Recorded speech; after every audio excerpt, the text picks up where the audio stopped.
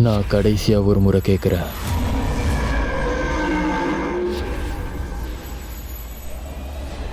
ஹண்டர்ச்சா,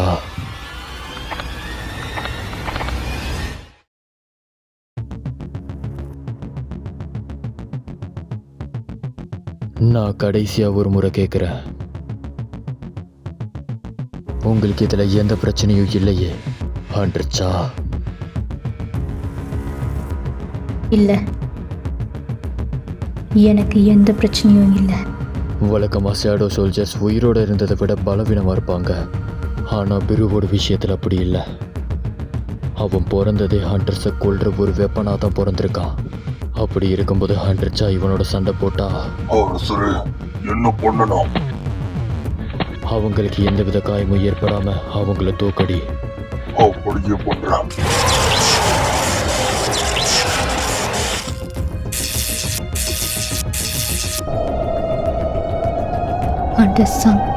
இதுக்குள்ளேயே சண்டை போட்டாரு. இதெல்லாம் வேணாம். அவங்களுக்கு மட்டும் ஏதாச்சும் காயம் ஏற்பட்டுச்சு, உன்னை சும்மா விட மாட்டேன். என்ன முடிச்சிருக்க? அது இப்போ ஹண்டர் சங்க பார்த்துட்டு இருக்கு. இதுதான் என் சான்ஸ். இது அதே மூவ் தான். திரும்பவும் நான் இதுக்கு மசிய மாட்டேன்.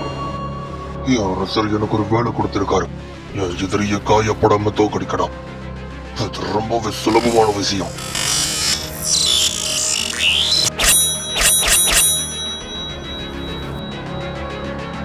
இது இன்னும் முடியல.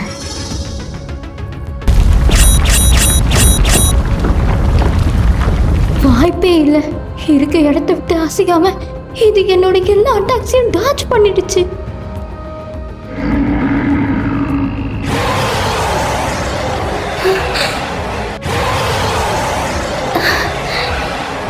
சரி போதும். போட்டியோட வெற்றியாளர் யாருன்னு நமக்கு தெரிஞ்சிருச்சு. இல்ல, இது இன்னும் முடியல. இவங்க என்னதான் நினைச்சிட்டு இருக்காங்க? இவங்க ரெண்டு பேத்துக்குள்ள இவ்வளவு சக்தி வேறுபாடு இருக்கும்போதும் திரும்ப சண்டை போடணுன்றாங்க. என் கிட்ட இருக்கிற மற்ற ஷேடோஸ் விட பெரு ரொம்ப வித்தியாசமானவன். அவன் கிட்ட சுயமா சிந்திக்கிற திறன் இருக்கு. இருந்தாலும் அவன் ஒரு கில்லிங் மிஷின் தான். இப்ப கூட அவனோட ரத்த வெறி என்னால உணர முடியுது. ஒருவேளை ஹண்டர்ச்சா இவனோட வீக் ஸ்பாட்டை கண்டுபிடிச்சு தோக்கடிக்கலாம்னு நினைச்சா அதுல எந்த தப்பும் ஏற்படக்கூடாது. உனக்கு என்ன தைரியம் இருக்கணும்? எச்சரிக்கை உணர்வுகள். இந்த உணர்வு எதிரில் இருக்கிற மிருகம் வேட்டையாளியா இல்லை இறையான்றதை முடிவெடுக்கும். ஒருவேளை எதிரில் இருக்கிறது ஒரு இறையா இருந்தா அது இது வேட்டையாடாம விடாது.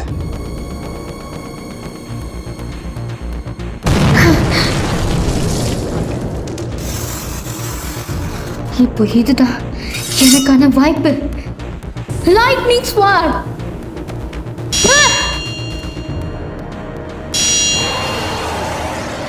ஹண்டர்ச்சா வேணாம். சில நேரங்கள்ல ஒரு உத்தரவு பெருவோட நினைவுக்கு வந்துகிட்டே இருக்கும். அந்த உத்தரவு பெரு பிறந்ததுக்கு அப்புறம் அவனோட ராணி அவனுக்கு கொடுத்த உத்தரவு. எப்பேற்பட்ட சூழ்நிலை இருந்தாலும் அந்த உத்தரவை பெருவால மறக்கவே முடியாது. அந்த உத்தரவு தான் அந்த எச்சரிக்கை உணர்வுகள்.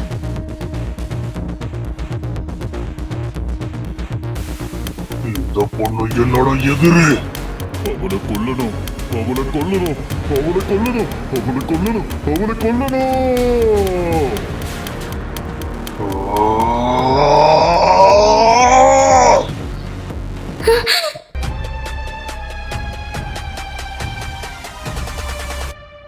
கருணை கொண்ட கண்கள் இல்லை, காலம் கண்ட மன்னன் இல்லை. இருளில் வாழும் திட்டம் இது, உயிரை கொள்ளும் சத்தியம் இது. நிழலின் குரலில் கதையில்லை, நிமிர்ந்து நிற்கும் பதையில்லை. சங்கு ஊதும் நேரம் இது, சாம்பலாகும் மோகம் இது.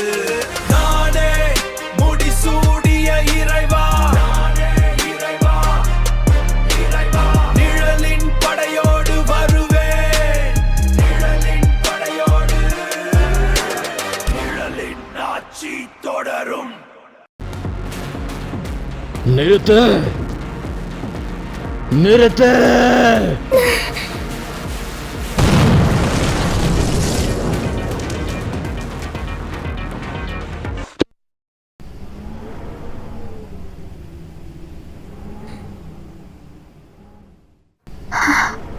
ஹண்டர் சங். உன்னை நான் நிறுத்துன்னு சொன்னேன்.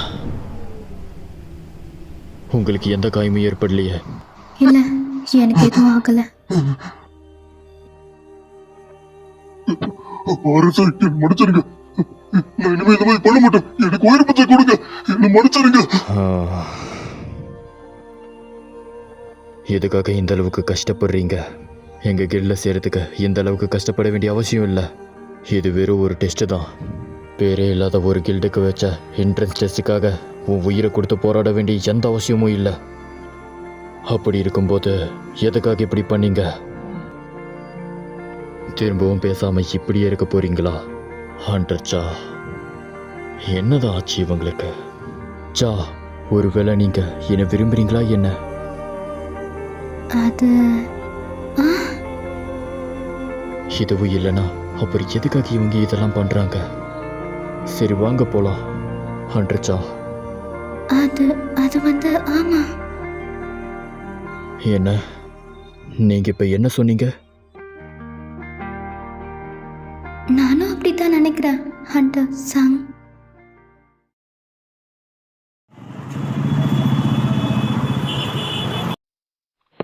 சார், தயவு செஞ்சு எங்களை மன்னிச்சிருங்க. மன்னிப்பு கேட்க பொண்ணுன்னா உங்களை இங்க கூப்பிடல. அங்க என்ன நடந்துச்சுன்னு சொல்லுங்க. மேஜர் செல்னாவோட அப்சர்வேஷன் படி ஹண்டர் சஞ்சின் ஹோ ஒரு அரசனா? என்ன சொல்ல வரீங்க மிஸ்டர் செல்லர்? ஹண்டர் சங் நேஷனல் லெவல் ஹண்டர்ஸ்ல ஒருத்தர்னு சொல்ல வரீங்களா? இல்ல, நான் உங்களுக்கு தெளிவா சொல்றேன். நான் சொந்தமா ஒரு கில்ட் ஆரம்பிக்கலான்ட்டு இருக்கேன். எக்ஸ்கியூஸ் மீ, நீங்க தான் இந்த தகவல்களை எதுக்காக என்கிட்ட சொல்றீங்க? இண்டிவிஜுவல்ஸ் கிட்ட நாலேஜை ஷேர் பண்றதுனால பெனிஃபிட்ஸ் கிடைக்கும். என்ன? ஆட, இதை எப்படி நான் சொல்ல மறந்தேன். எங்க கிட்ட அவேக்கனோட சக்தியை அப்கிரேட் பண்றதுக்கு ஒருத்தங்க இருக்காங்க. அவங்கள நீங்க கண்டிப்பா சந்திக்கணும். நீங்க அவைக்கனார உங்களோட சக்தியை அதிகரிக்க முடியும்னு தான் சொன்னீங்களே. இதை பத்தி தெளிவா எங்க டெபியூட்டி டைரக்டர் சொல்லுவாரு.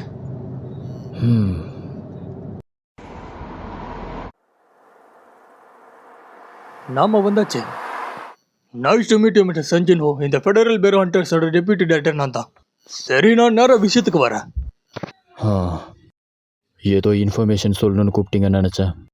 இது ஒரு இமிகிரேஷன் டாக்குமெண்ட். இந்த டாக்குமெண்ட்டை தயாரிக்கிறதுக்கு கிட்டத்தட்ட 2 வருஷங்கள் ஆகும். அது மட்டும் இல்லாம உங்க எதிர்பார்ப்புக்கு நாங்க ஒன்று வச்சுட்டு இருக்கோம் ஹண்டர் சங். ஆனா அதுக்கு முன்னாடி நீங்க எங்களோட அமெரிக்கன் சிட்டிசன் ஆகுறன்ற ஒரு வார்த்தையை சொன்னா போதும். சப்ஸ்கிரைப் பண்ணி கமெண்ட் பண்ணிட்டு எபிசோட பாருங்க. போய் மிஸ்ஸஸ் செல்னரை கூட்டிட்டு வாங்க. என்னோட சக்தியை உங்களுக்கு விளக்குறேன்.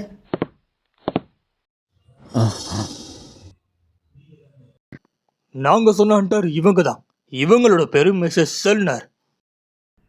பொதுவாகவே எல்லா ஹண்டர்ஸ்குள்ளேயும் ஒரு சக்தி இருக்கும். அது மட்டும் இல்லாத அந்த சக்திக்கான இணைப்பும் இருக்கும். அந்த இணைப்பை தான் நான் பார்ப்பேன். அதோட அந்த எல்லைகளை நான் நீக்கிறதுனால ஹண்டர்ஸோட பலம் 30% அதிகரிக்கும். உங்களுக்கு புரிஞ்சிருக்கும்னு நினைக்கிறேன்.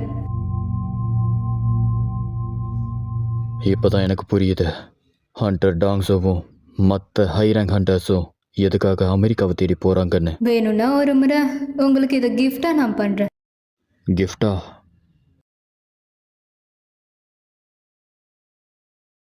இலவசமா இருந்தாலும் இது ஒரு நல்ல வாய்ப்பு.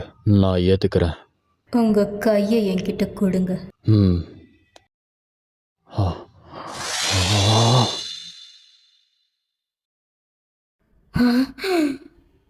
இல்ல, இது சப்ஸ்கிரைப் பண்ணி கமெண்ட் பண்ணிட்டு எபிசோட பாருங்க.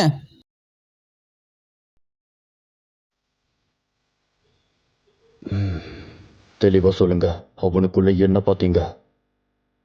அவைக்கனான எல்லா ஹண்டர்ஸ்களோட சக்திகளும் வேற உலகத்துல இருந்து வருது. ஹண்டர்ஸ்க்கும் அந்த உலகத்துக்கும் இருக்க இணைப்பு தான் என்னால் உணர முடியும்.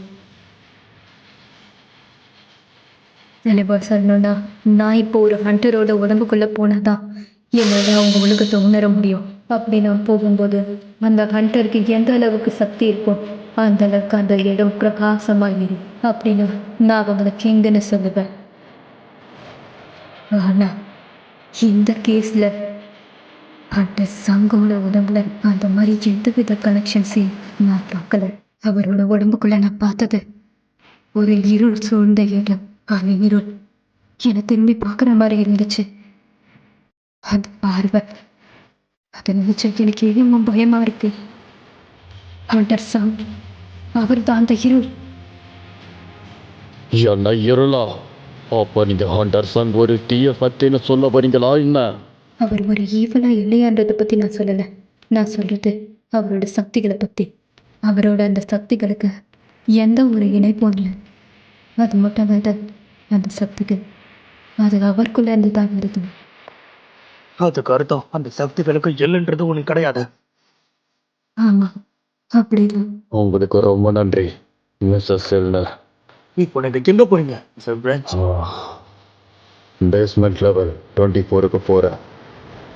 என்னோட நீங்களும் வாங்க. சப்ஸ்கிரைப் பண்ணி கமெண்ட் பண்ணிட்டு எபிசோட பாருங்க. ஒருவேளை மிஸ்ஸஸ் செல்லரோட சக்திகளை வச்சு சஞ்சின் பூவை நம்ம விலைக்கு வாங்க முடியாதுன்னா அப்போ நம்ம அதுக்கு வேற வழியை கண்டுபிடிக்கணும். முதல் தடவையாக ஒரே ஸ்ட்ராங் கேட் ஓப்பன் ஆச்சு. உங்களுக்கு அது ஞாபகம் இருக்கா? எனக்கு ஞாபகம் இருக்கு.